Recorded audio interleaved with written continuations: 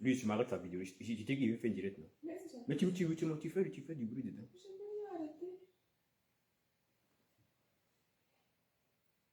Voilà, excusez-moi. Hein. Je vais décrire sur lui. Lui, j'ai fâché. Voilà. Ce matin, j'ai fait une vidéo, j'essaie de mettre en ligne, je n'arrive pas à mettre en ligne. Donc, je fais ce direct là pour expliquer un peu ce que je voulais dire dans ma vidéo. Voilà, je m'adresse ici à Gédéon sur le débat qu'ils ont eu, je sais pas, ça fait depuis 3 jours que c'est ce que je vois ici. Voilà, donc, je vous montre déjà la vidéo. Il a la même foi que lui. Le féticheur n'est pas mon frère.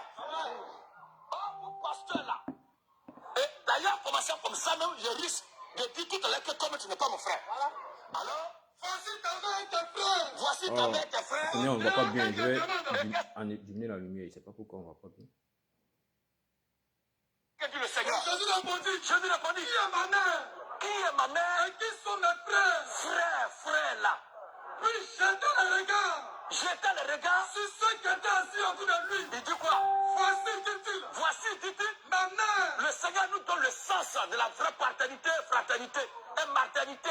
Selon lui, dans sa conviction, sa foi, sa parole là. Il donne voici, dit-il, oui, ma mère et mes frères. C'est-à-dire que quiconque fait la volonté de Dieu. Fait la volonté de Dieu. Celui-là est mon frère. Voici qui est clair. Et mon frère. Alléluia.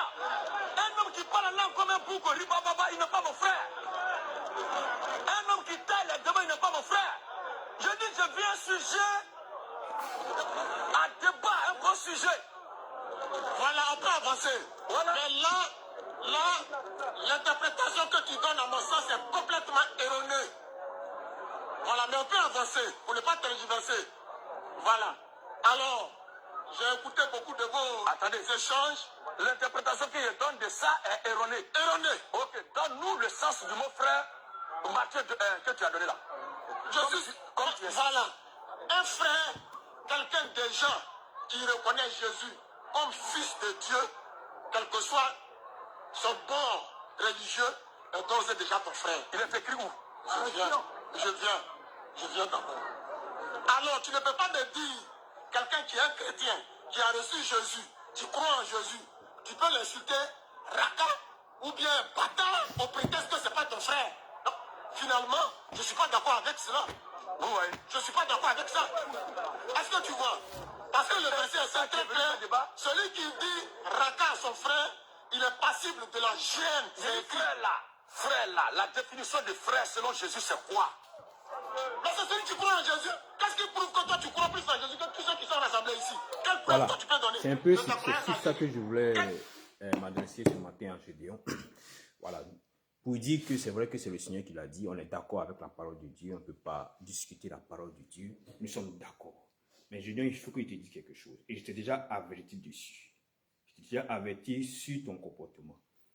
C'est la parole de Dieu, on ne discute pas. Mais l'esprit dans lequel tu annonces cette parole-là, c'est un esprit de division. Le ministère que nous avons reçu, c'est le ministère de la réconciliation.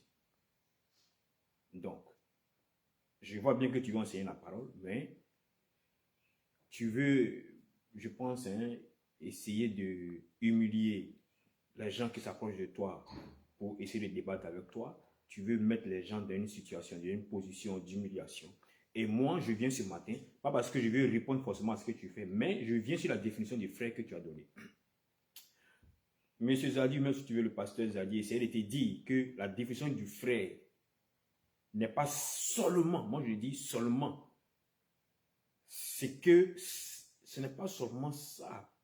Pas parce que, pourquoi? Parce que le Seigneur aussi a donné une autre définition du frère aussi. Pour appuyer cette définition.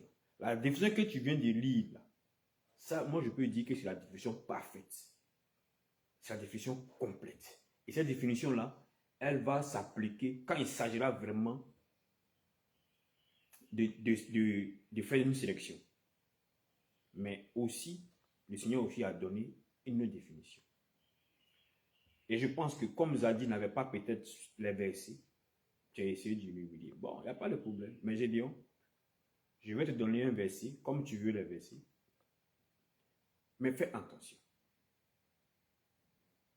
fais attention parce que tu humilies le corps du Seigneur. Moi, je n'ai pas discuté sur les arguments. Non, tu humilies le Seigneur. Parce que le corps du Seigneur, c'est tout ce monde-là. Et si tu dis que Dieu travaille par prédestination, est-ce que tu sais que ce monde qui est autour de toi, même qu'ils ne connaissent pas Jésus, là, un jour ils connaîtront le Seigneur, parce qu'ils ont été aussi prédestinés à rentrer dans le corps du Christ? Tu ne sais pas. Tu ne sais pas qui est assis à côté de toi là-bas, sera un jour, peut-être comme toi, au train de prêcher la parole. Alors qu'aujourd'hui, pendant que tu es en train de parler là, il ne connaît pas la parole du Seigneur. Matthieu 25, 40 dit, je vais lire ça, comme tu cherches des versets.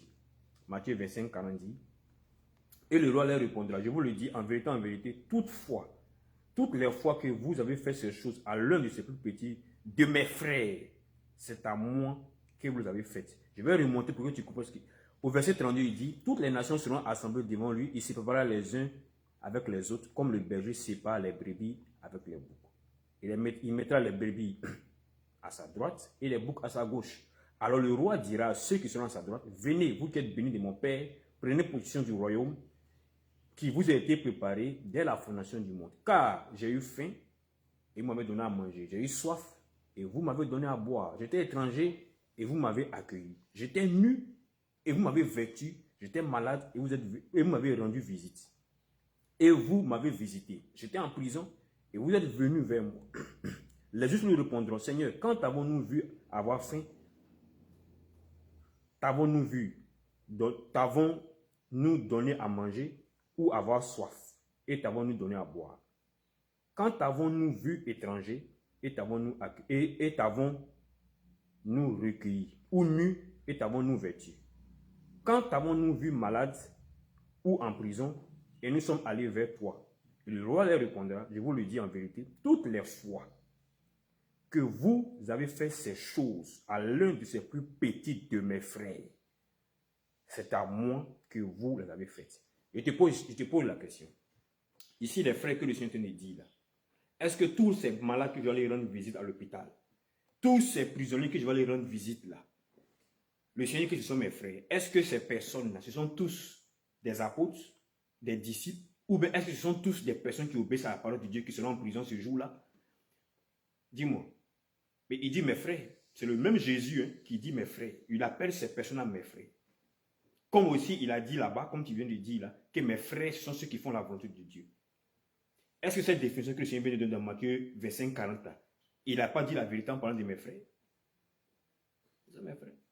Alors en Matthieu 19, 29, il dit, quand tu vas aller faire ton offrande là, et que tu vas te souvenir que tu as un conflit avec ton frère là, dépose ton offrande, va te réconcilier avec ton frère. Bon, supposons que j'ai même fait mon offrande et que je me souviens que j'ai un conflit avec Al-Mustafa. Al-Mustafa n'est pas chrétien. Il peut-être ne fait pas la volonté de Dieu parce que lui-même a pris sa propre bouche que lui va faire verser le sang des chrétiens.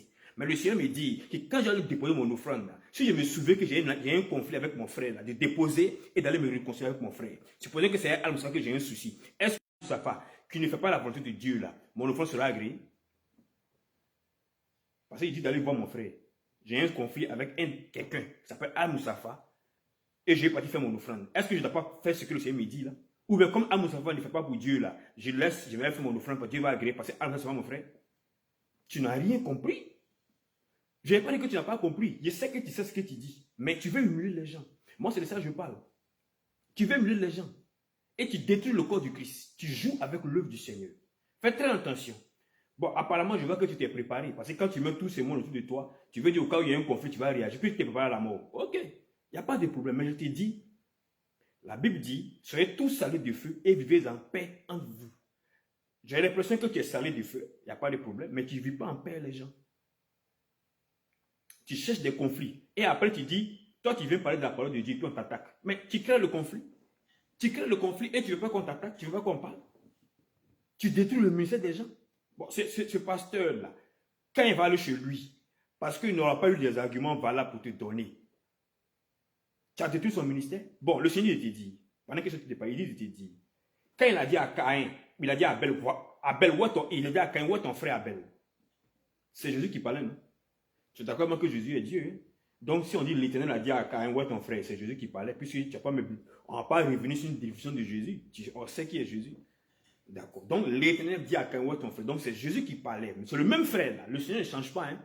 Il est le même hier, il est le même aujourd'hui, il est le même éternellement. S'il dit à Caïn, où est ton frère Abel? Ça veut dire qu'Abel est son frère. Et que Caïn aussi est son frère. Donc, c'est vice versa. Ok. Donc, si les deux sont frères, quand il dit à Caïn, où est ton frère?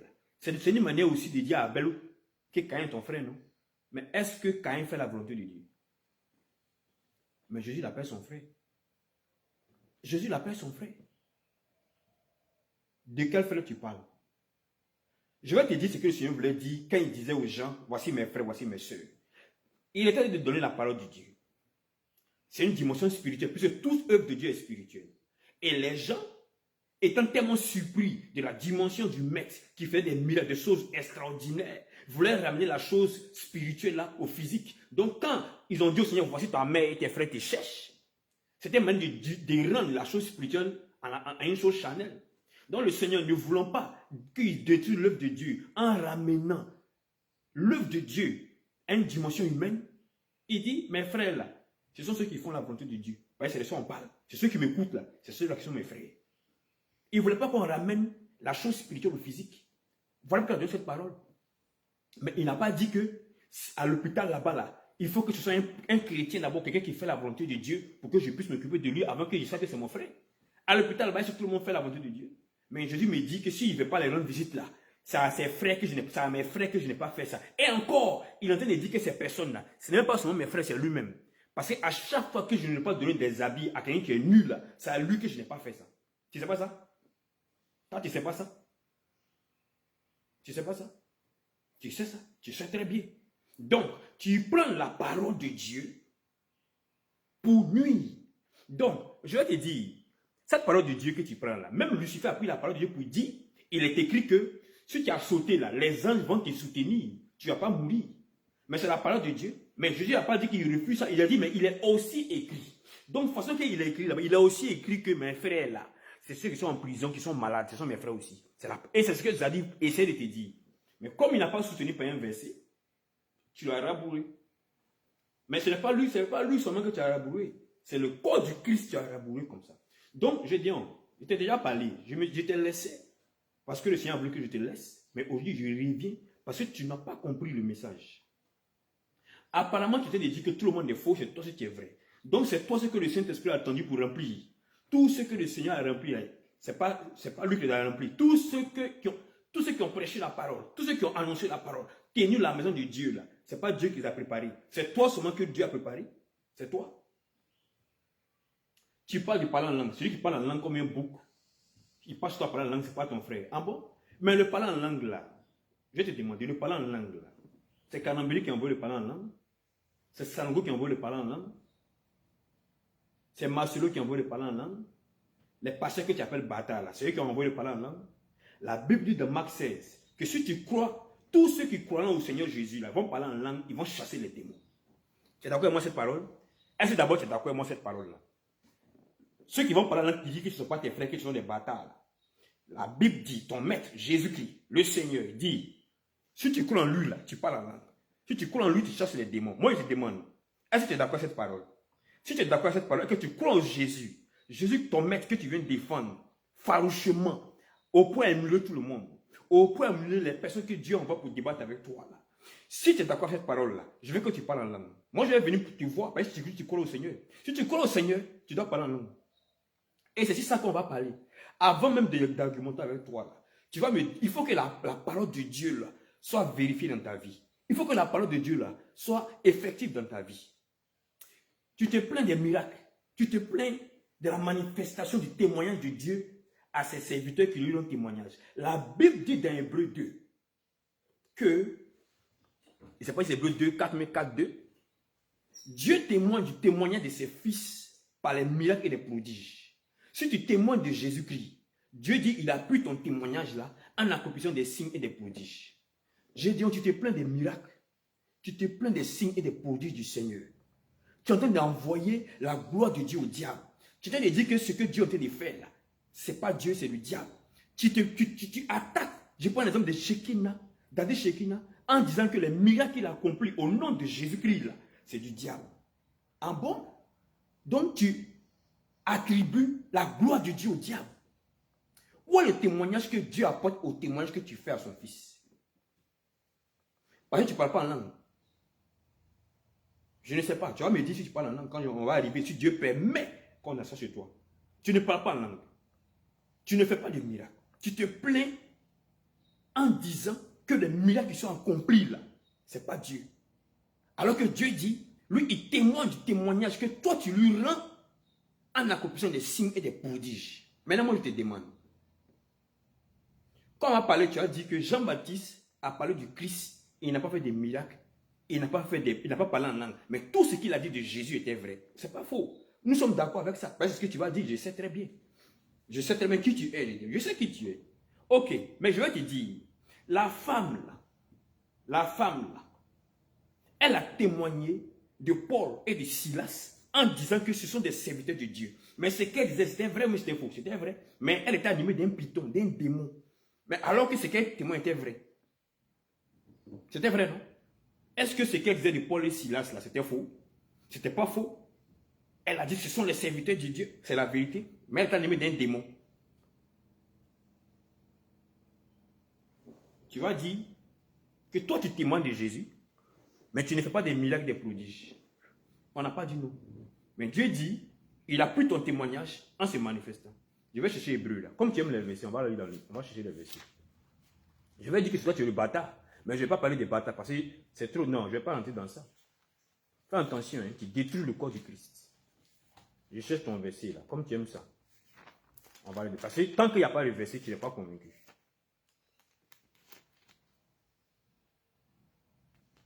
On va chercher. Si je me souviens du verset. Ok, le Seigneur me montre. Hébreu 2,4. Dieu, appuyant les témoignages par des signes, des prodiges et divers miracles, et par les dons du Saint-Esprit distribués selon sa volonté. Je monte un peu plus haut. Comment échapperons-nous en négligeant un si grand salut qui, annoncé d'abord par le Seigneur, a été confirmé par ceux qui l'ont entendu?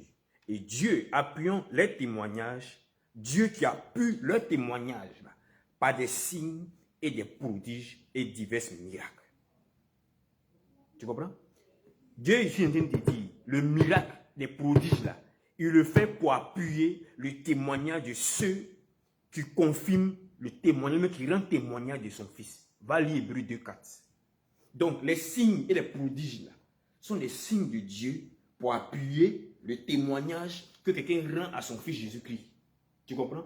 Or, nous savons que tu rends témoignage de Jésus puisque tu parcours le pays, tu viens dans des territoires pour annoncer Jésus. Donc tu rends témoignage de son fils. Donc Dieu, de son trône, doit être d'accord avec toi et confirmer le témoignage que tu donnes par des signes, des prodiges. On t'a demandé, tu dis que non, Jean-Baptiste a fait la même chose sans signe et prodige. Pourtant, tout ce qu'il était vrai. Ok, mais là, le démon aussi a témoigné aussi. Tout ce qu'il a dit là, c'était vrai. Mais c'était un démon. Ce n'était pas Dieu. Tu comprends? Est-ce que tu m'entends?